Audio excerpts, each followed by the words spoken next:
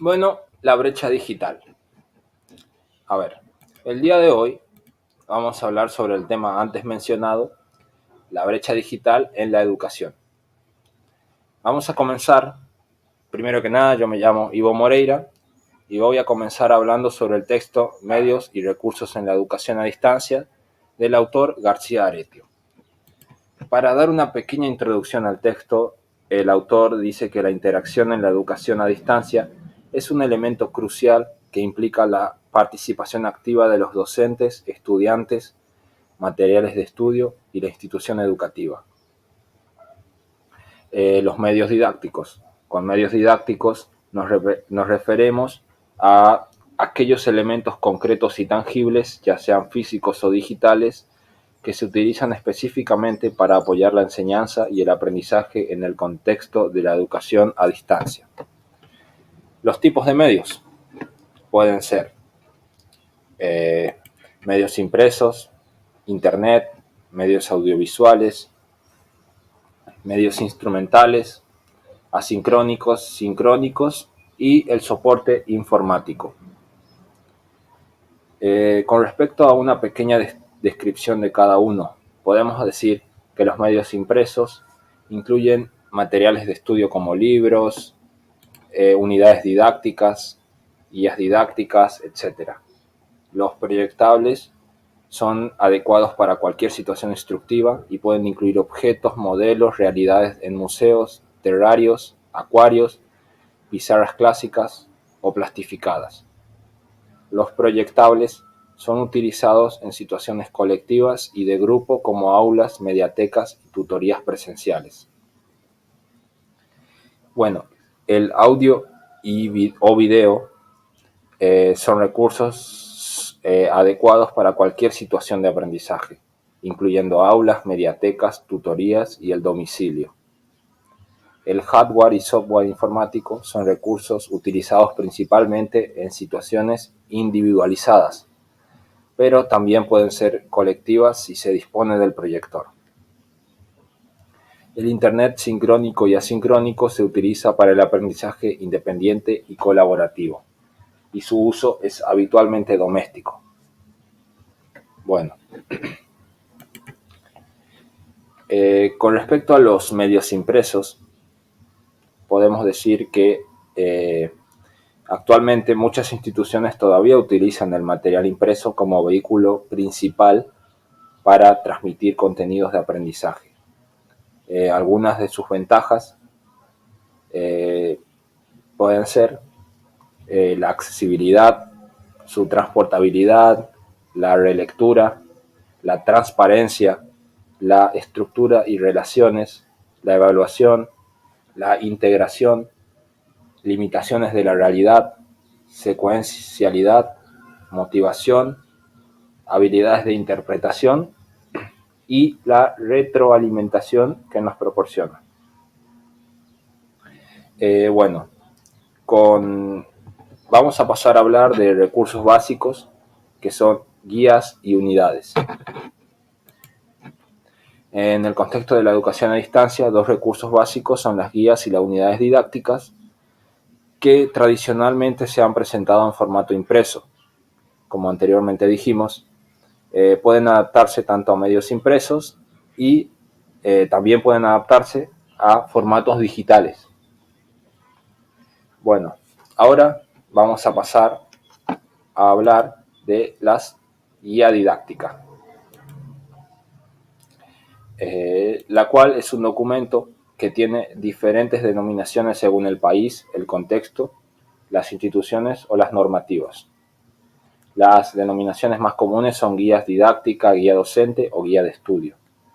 Tiene como objetivo orientar el estudio y acercar los materiales de estudio al proceso cognitivo del alumno, de manera que pueda trabajar de forma autónoma o colaborativa. Bueno, algunos apartados que suelen integrar una guía didáctica son las orientaciones bibliográficas básicas y complementarias, otros medios didácticos, plan de trabajo y calendario, orientaciones específicas para el estudio, ejemplos y comentarios, actividades, metodología un glosario, una tutoría, una evaluación, entre otras.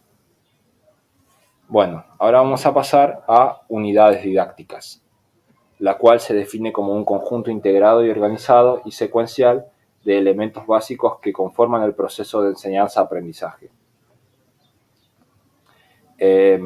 Algunas consideraciones generales en las unidades didácticas es el aspecto formal, el cual se refiere a cuidar los aspectos visuales y de presentación del material didáctico. La extensión, que sugiere considerar el tiempo que tomará un estudiante promedio en leer, estudiar y aprender el contenido de la unidad didáctica. El índice, se destaca la importancia de incluir un índice general detallado en el material didáctico. La introducción general al curso o asignatura. Aquí se sugiere incluir una introducción que justifique la utilidad, oportunidad e interés del curso o asignatura. Bueno, algunos apartados fundamentales de la unidad didáctica es seleccionar el título de la unidad, la introducción y orientación para el estudio, asegurar la credibilidad de la información proporcionada, conectar la unidad con otras unidades de la materia y aprendizajes anteriores, explicar la estructura de los contenidos de estudio, plantear un objetivo claro, un esquema, una exposición, un desarrollo donde se presenten todos los contenidos necesarios para alcanzar los objetivos, cuidar el lenguaje, vocabulario y estructura gramatical, utilizar señas, alertas, facilitadores verbales o gráficos para captar la atención de los estudiantes, entre otras cosas.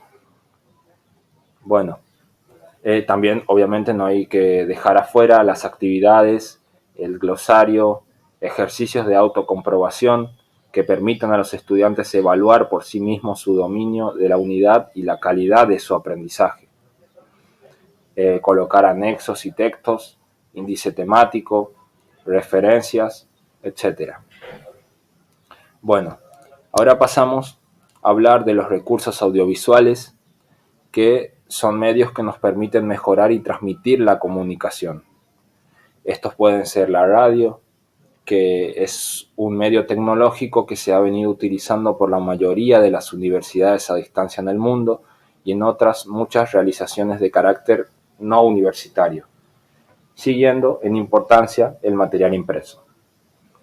La televisión y la radio, y la televisión y video es otro, que son medios que están estrechamente relacionados y se pueden utilizar con fines educativos. La imagen desempeña un papel importante en el aprendizaje, ya que puede simplificar conceptos, reforzar contenidos y motivar a los estudiantes. Bueno, ahora vamos a pasar a los objetos de aprendizaje, que son componentes reutilizables que se utilizan en el ámbito pedagógico, pero aún no existe una definición clara y consensuada sobre ellos. Se plantean preguntas sobre su definición, tamaño, significación, secuencia, estándares técnicos o pedagógicos, criterios de calidad y principios de evaluación. Bueno, algunas características de los objetos de aprendizaje pueden ser la reutilización, la interoperabilidad, la accesibilidad, durabilidad, independencia y autonomía, generatividad, flexibilidad, versatilidad y funcionalidad. Y bueno, como último tema del autor García Aretio, pasamos a hablar de los recursos educativos abiertos, que son materiales educativos de acceso libre y gratuito disponibles en Internet. Estos recursos han ganado terreno en el ámbito académico e impulsado el desarrollo de iniciativas como los MOOC. Por ejemplo, el libro electrónico, que en el texto se plantea que los libros electrónicos deben ocupar un lugar relevante en los proyectos educativos a distancia, y se destaca la influencia de la sociedad de la información, la comunicación y el conocimiento de las formas de enseñar y aprender.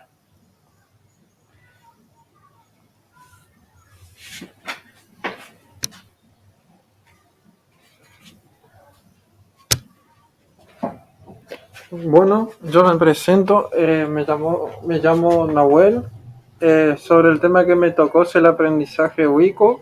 El autor que aporta sobre este aprendizaje o que habla sobre el aprendizaje ubicuo se llama Nicolás Burle.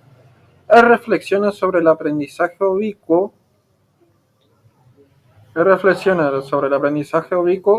Y su impacto en la educación, enfatizando la integración del aprendizaje en la vida cotidiana y corrigiendo la diferencia entre educación formal e informal. Se centra en el cambio hacia enfoque centrado en el alumno y el aprendizaje basado en problemas.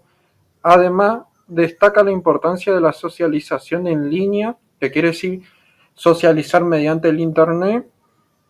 Además, el aprendizaje justo a tiempo y el papel fundamental de los docentes en estos nuevos entornos de aprendizaje, que significa que el docente tiene, en este nuevo aprendizaje, como que va aprendiendo nuevo conocimiento en estos entornos que son nuevos para ellos. También el autor destaca una totalidad de 4 principales características, las cuales son: reflexiona sobre el concepto de aprendizaje ubicuo y sus implicaciones en la educación, destaca la importancia de integrar el aprendizaje en la vida diaria y revisar la distancia entre educación formal e informal, enfatiza el cambio hacia un enfoque centrado en el estudiante y el aprendizaje basado en problemas, aborda la sociabilidad en línea, el aprendizaje en tiempo real y el papel crucial del docente en estos nuevos contextos de aprendizaje. Bueno, ahora sigo yo. Mi nombre es Matías Martínez y voy a hablar sobre la síntesis analítica de María Margarita Lucero. En su artículo, María Margarita Lucero explora, digamos, lo que es la diferencia entre el trabajo colaborativo y el aprendizaje colaborativo, destacando que aunque ambos conceptos implican la interacción entre individuos para lograr un objetivo común, existen de alguna u otra forma diferencias fundamentales en cuanto a los roles, la estructura y el objetivo final de lo que es la colaboración. El trabajo colaborativo se enfoca de alguna u otra forma en la realización de una tarea o proyecto en el que cada miembro del grupo aporta sus habilidades, sus conocimientos de una manera independiente, sin, digamos, necesariamente involucrarse en el proceso de aprendizaje mutuo. Bueno, en cambio, el aprendizaje colaborativo implica un proceso más profundo de interacción, de construcción de conocimiento en conjunto, donde los participantes comparten ciertas ideas, reflexiones sobre sus propias ideas y las de los demás, y llega a nuevas conclusiones a través de lo que es el diálogo y la discusión. Lucero destaca la importancia del aprendizaje colaborativo como una herramienta efectiva para lo que es el desarrollo de habilidades sociales y cognitivas, ya que promueve, digamos, la cooperación, la comunicación efectiva y el pensamiento crítico. Además, señala que el aprendizaje colaborativo fomenta la autonomía y la responsabilidad individual, mientras que el trabajo colaborativo puede limitar la participación de algunos miembros del grupo y no necesariamente garantiza un proceso de aprendizaje significativo.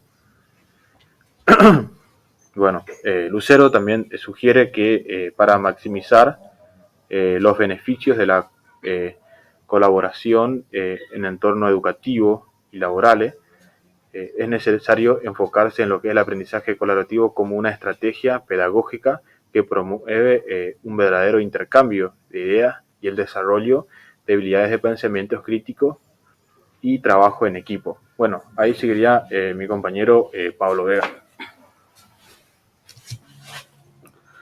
Bueno, yo le hablaré de Caster, la red y el yo. Manuel Caster nos ofrece una visión integral, ha transformado la economía y nuestra sociedad.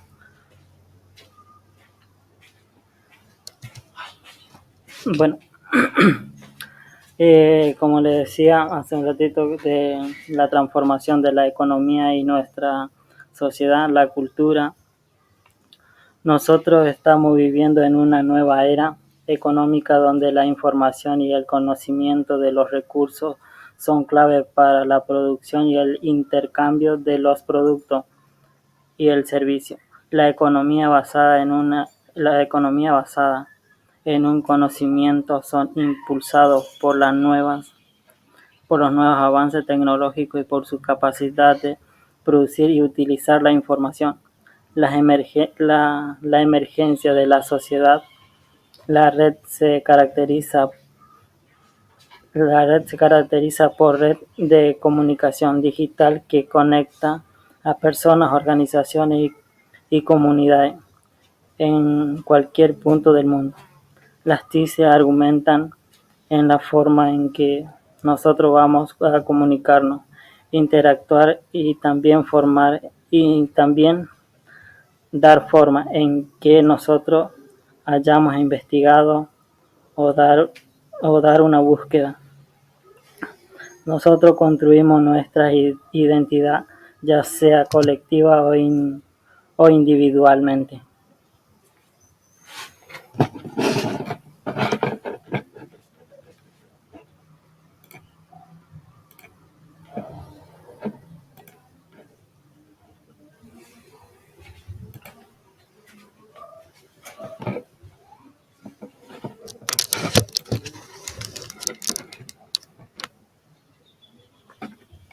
Cancelar.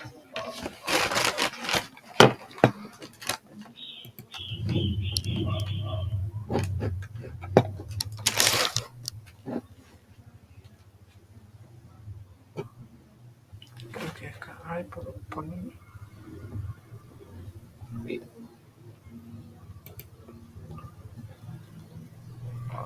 Ahora, ¿ya tiene grabación?